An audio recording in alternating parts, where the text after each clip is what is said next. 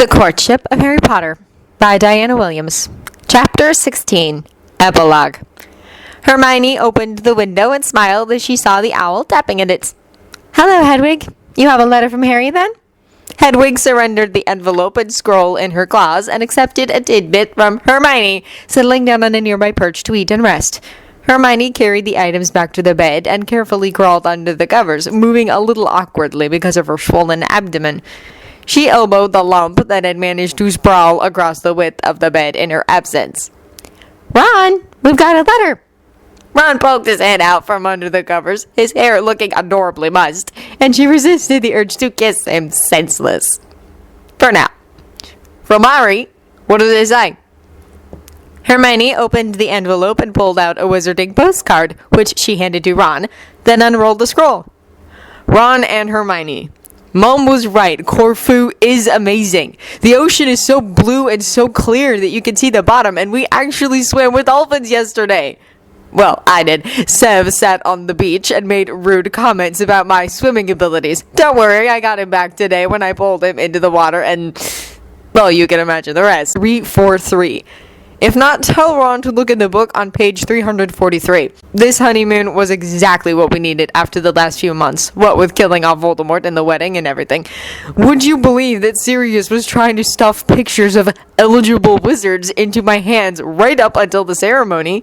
At least they didn't hex each other during the wedding, which is a positive sign. Egypt was wonderful, and Bill and Draco were perfect hosts. I don't know if Bill told you, but they've decided to stay together even though the contract is over. You can't imagine how funny it is to see Draco and Bill together. Draco is such a little snot, but when Bill tells him to shut up, he actually does. Sev says it's a pity Draco didn't get spanked as a child, but he says the same thing about me, so we both ignore him. And I can't believe I'm actually agreeing with Draco Malfoy, of all people. Bill wants me to come back next summer and stay longer. He bought a copy of Mum's books, saw my drawings in it, and said they were quite good. Gringotts wants me to catalog their finds. Seems that some of the older treasures are finicky about having their pictures taken.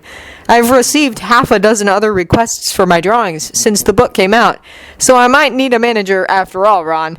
Of course, Sev is impossibly smug about the whole thing, the irritating brats. We're going to picnic up at the ruins tomorrow for my birthday, and I'll send you a postcard. Love, Harry. Ron held up the postcard so they could both watch as it panned across the blue ocean, the rough hills, and tumbled stones. It ended on two figures sitting together on one of the stones, arms wrapped around each other, the taller man's chin resting on the wildly disarrayed dark hair of the other as they looked over the panorama with twin expressions of contentment. And in the background, Hermione could have sworn she saw the ghostly image of a woman with long red hair watching the pair fondly.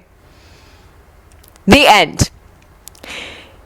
End of The Courtship of Harry Potter by Diana Williams. If you enjoyed this recording or the content, feel free to leave a comment below or review at the original story from the link in the descriptions. Thank you for listening.